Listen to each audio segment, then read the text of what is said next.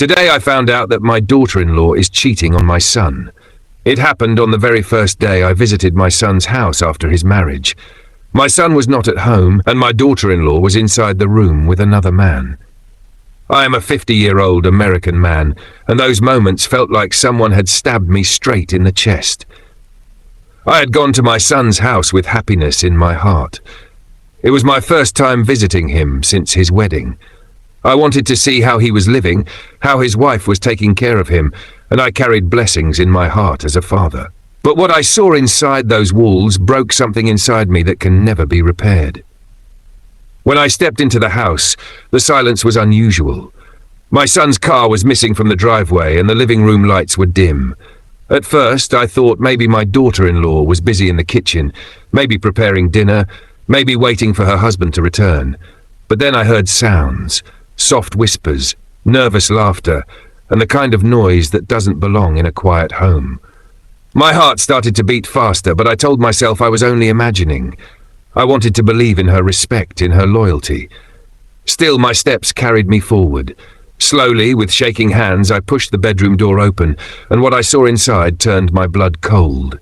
My daughter-in-law was with another man in my son's bed. Their faces changed when they saw me. Panic, shock, shame. The man froze like a criminal caught in the act, while she quickly covered herself, her lips trembling as if searching for excuses. But I heard nothing. My ears shut down, my voice locked inside me. I felt like the floor under my feet had disappeared. I walked out without saying a word. The evening air outside felt heavy, poisonous, as if the whole world had changed color. My son's home, the place I thought would give me peace, had become the place of my deepest wound. That night, I did not sleep. I sat in the dark, staring at the ceiling, asking myself what I should do. Should I tell my son? Should I keep this secret? He loved her so much. He trusted her more than anyone. He always told me how lucky he was to have her. And now I was holding a truth that could destroy his life. My chest burned with the weight of silence. The next morning, I decided to return. When I reached their home, my son was there this time. He smiled, hugged me, and proudly showed me around. She came out of the kitchen with coffee, her hands shaking slightly. She smiled at me, but her eyes refused to meet mine. My son noticed nothing. He wrapped his arm around her, kissed her cheek, and told me how perfect she was. I felt my throat tighten, but I forced a smile. A father's heart can break in silence and still pretend. Days turned into weeks. The secret grew heavier with time. I watched her closely.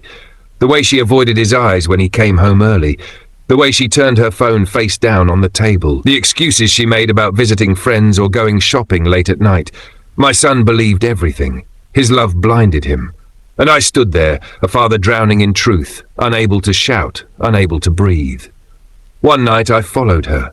My son was working late, and she had told him she would stay home. But I saw her car leave. My chest pounded as I drove behind her in the dark. She stopped at a cheap motel outside town. I saw him, the same man I had caught before, waiting at the door. They both walked inside.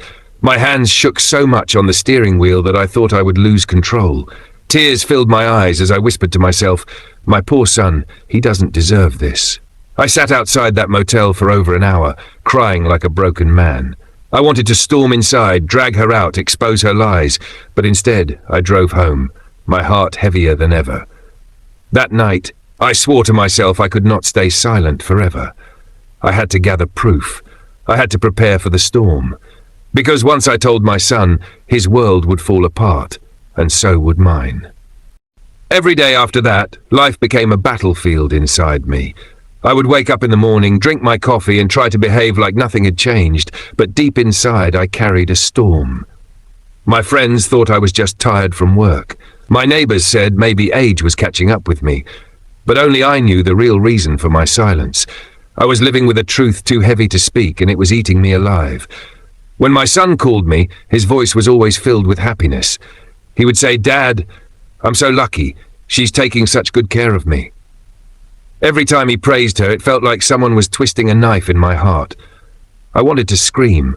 I wanted to tell him the truth, but I couldn't. I couldn't watch his face break. I couldn't watch the light in his eyes die. So instead, I kept watching. I became a shadow in their lives. Whenever I visited, I noticed every little thing.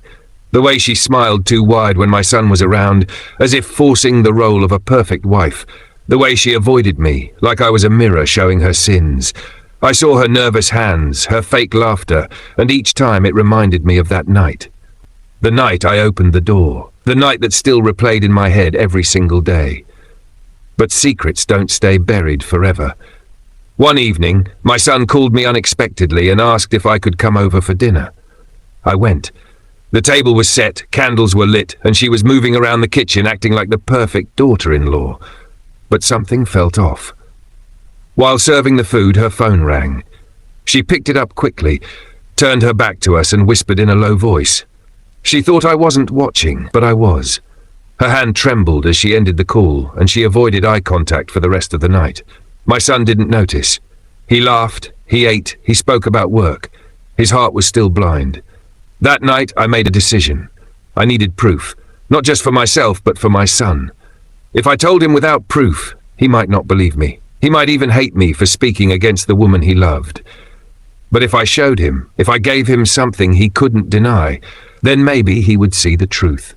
So I started following her more often. Not every day, but enough to notice her patterns. She would often say she was going to a friend's house. Sometimes she said she had late shopping to do. But her car always drove in the same direction, always to that same side of town. And more than once I saw her meet him again. That same man, the same shadow destroying my son's marriage. Each time, I felt myself dying a little more. I was not just a father anymore. I'd become a spy, a silent witness to betrayal. I took pictures from my car. My hands shook as I clicked the camera. I felt dirty doing it, but I knew I needed it. Without proof, my son would never believe me. He would think I was imagining things, or worse, that I hated his wife. One night I finally gathered courage and printed the photos. Her walking into the motel, her with the man's hand on her shoulder, her leaving late at night, her hair messy, her face tired. I placed the photos in an envelope and I kept them in my drawer. For days I stared at that envelope, wondering when or how I should give it to my son. But fate played a cruel game. One afternoon my son visited me unexpectedly. He was cheerful as always. He sat on my couch, talked about his work promotion, and told me he wanted to plan a trip with his wife. As he spoke, his eyes sparkled with hope, and I couldn't do it. I couldn't hand him the envelope. I couldn't destroy his world in that moment. So I hid it back in the drawer, smiled, and congratulated him. But inside, my chest was on fire. The longer I stayed silent, the heavier it became. My health started breaking.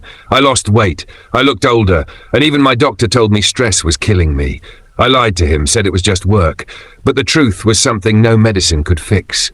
And then, something changed. My son called me late one night. His voice was not cheerful this time. It was tired, broken. He said, "Dad, can I ask you something? Have you noticed her being different lately?" My heart almost stopped. He had finally started to see. I asked him what he meant. He said she had been acting strange, avoiding him, making excuses, being cold sometimes. He wanted to believe it was nothing, but he couldn't shake the feeling. I sat there in silence, my hands shaking, my heart pounding. For months, I had waited for this moment. And now it was here. My son was finally opening his eyes. But should I tell him everything now? Should I give him the photos? Or should I wait a little longer, let him see more with his own eyes? That night, I didn't sleep again. I paced my living room like a restless ghost. I stared at the envelope in my drawer, wondering if tomorrow would be the day I gave it to him. I knew one thing for sure. Sooner or later, the truth would come out. And when it did, none of our lives would ever be the same again. The next morning, I woke up with heavy eyes and a heavier heart. I kept thinking about my son's late-night words, his doubts, his confusion. For the first time, I felt maybe I wasn't completely alone in carrying the truth. He had started to see cracks in her mask.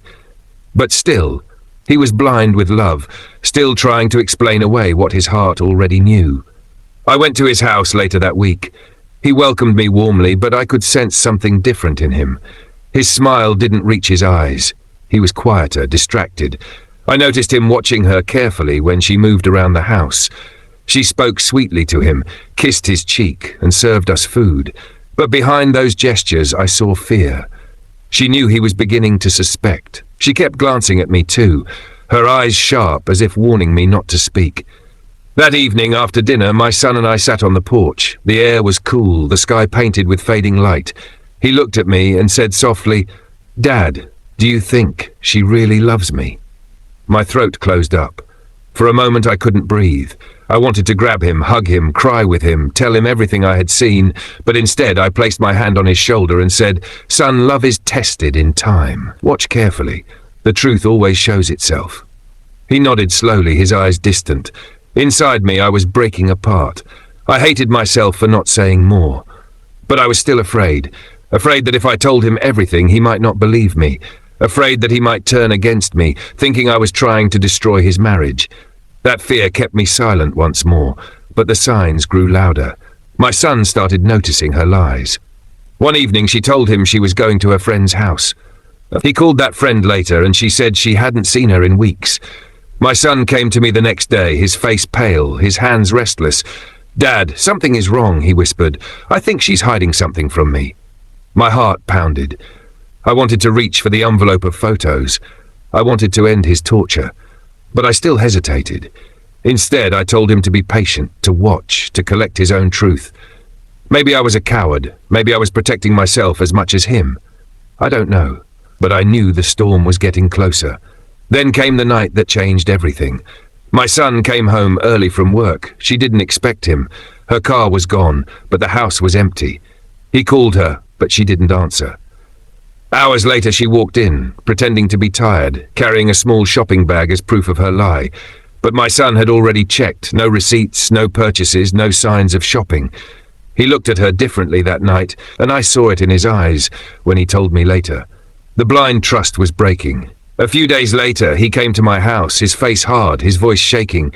He said, "Dad, I need the truth. Do you know anything? Have you seen anything?" That question hit me like lightning.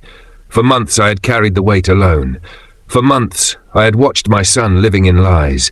Now he was begging me for the truth. I walked to the drawer, my steps heavy, my chest tight. I pulled out the envelope and placed it in his hands.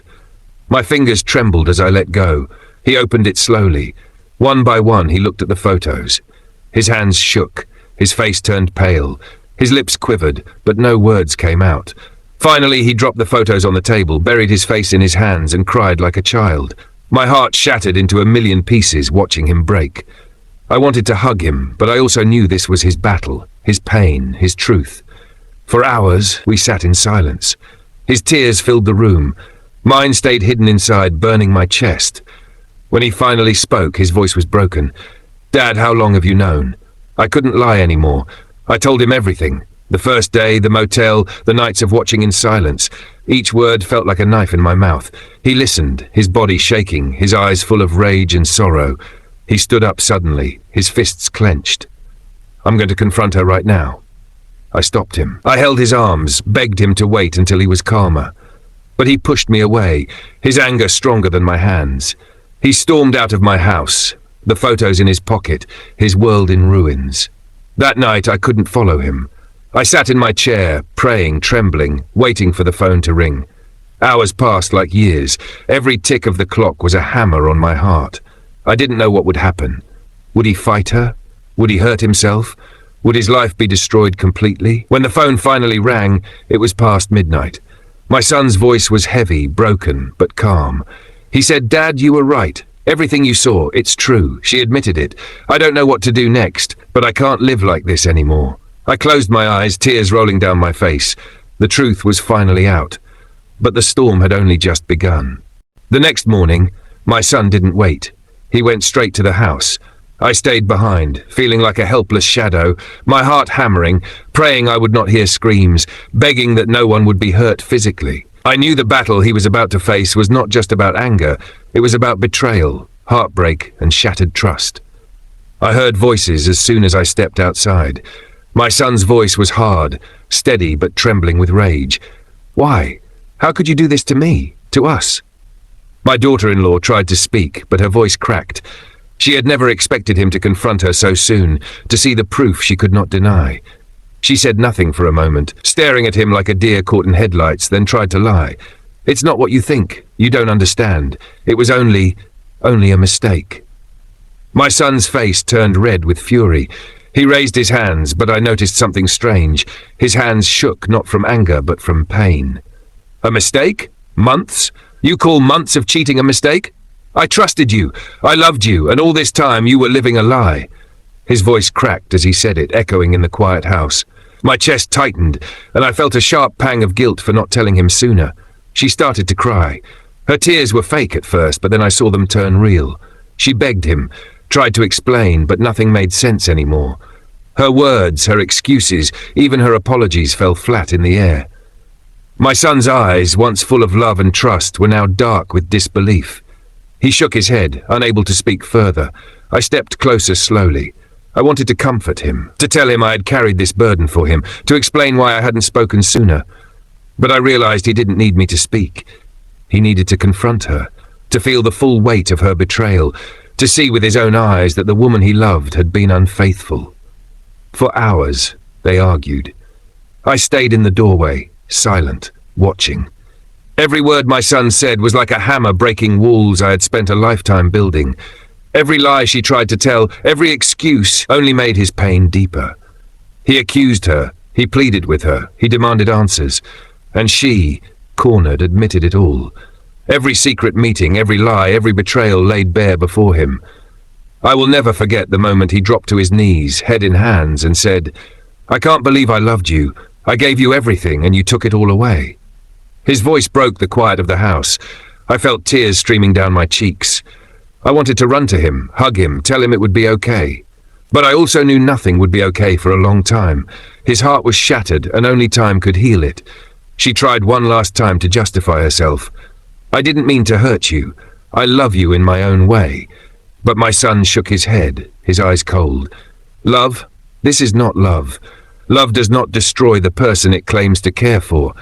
You have no right to stay in my life anymore." And with that, he turned away from her.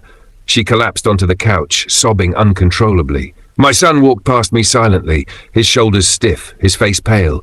I wanted to say something, anything, but no words could capture the storm of emotions inside me. Pride, sadness, anger, relief, they all collided in my chest. I had guided him quietly, waited for him to see the truth. And now he had, but at what cost? That night we sat together in silence. He held the photos in his hands, turning them over slowly. I stayed beside him, my own tears flowing silently. I whispered, "It's not your fault, son.